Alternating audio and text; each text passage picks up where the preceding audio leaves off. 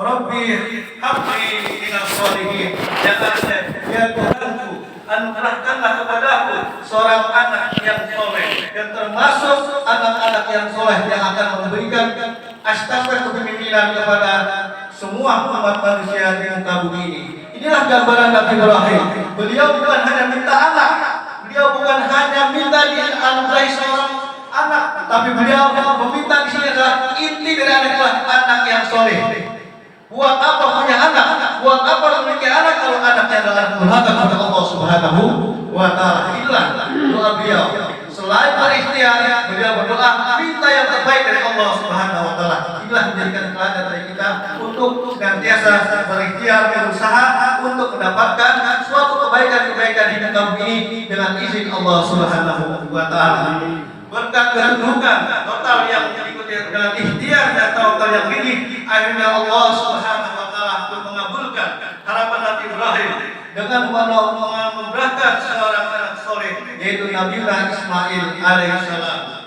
Namun saudara-saudara sekalian diberkahi Allah Subhanahu wa Ta'ala, ketundukan Ibrahim kepada Allah pun terus diuji sepanjang masa, terus diuji sepanjang waktu. Anak semata wayang yang dicintainya, yang disayanginya, yang sudah dinanti-nantikannya bertahun-tahun sejak lama, menjadi belahan hati dan jiwanya diperintahkan oleh Allah Subhanahu wa Ta'ala untuk dikurbankan. Bagaimana orang yang sudah kita cintai, yang kita harapkan setelah dia tumbuh menjadi anak yang dewasa diminta oleh Allah Subhanahu wa Ta'ala untuk dikurbankan? Tentu ini sangat menyesatkan. Tentu ini sangat menyakitkan bagi orang-orang yang tidak beriman kepada Allah Subhanahu wa Ta'ala. Tetapi Nabi Ibrahim lain, beliau tetap yakin ini adalah perintah Allah Subhanahu wa Ta'ala, dan dia minta pendapat dari anaknya Nabi Ismail salam, dan akhirnya Nabi Ismail salam menyerahkan ini keputusan kepada Allah Subhanahu wa Ta'ala, bahwasanya setiap perintah Allah apapun itu, baik enak atau tidak enak, baik nikmat atau tidak nikmat, itu adalah bagian perintah Allah yang harus dijalankan oleh umat manusia untuk mencapai ridho Allah Subhanahu wa Ta'ala. Kepasrahan keluarga Ibrahim pada Allah patut kita contoh dalam kita wujudkan dalam keluarga kita. Keluarga Ibrahim menyadari bahwa kepemilikan materi dunia ini hanyalah titipan semata. Dunia adalah mazratul akhirah, ladang akhirat untuk kita mendapatkan ridho dari Allah Subhanahu wa Ta'ala. Apa yang kita miliki adalah titipan Allah. Insya Allah ini akan diambil oleh Allah Subhanahu wa Ta'ala pada waktunya.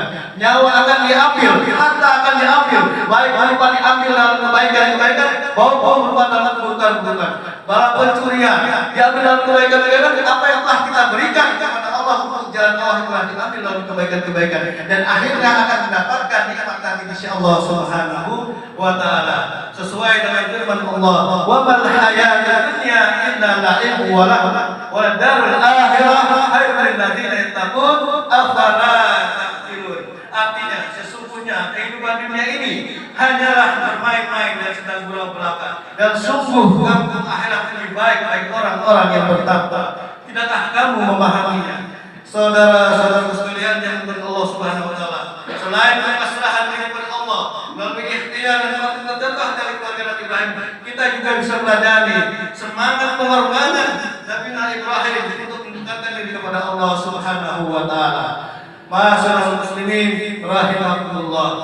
Apalagi di masa pandemi seperti ini, di mana tetangga kita, saudara kita, teman kita, dan yang lainnya banyak mengalami terdampak baik ekonomi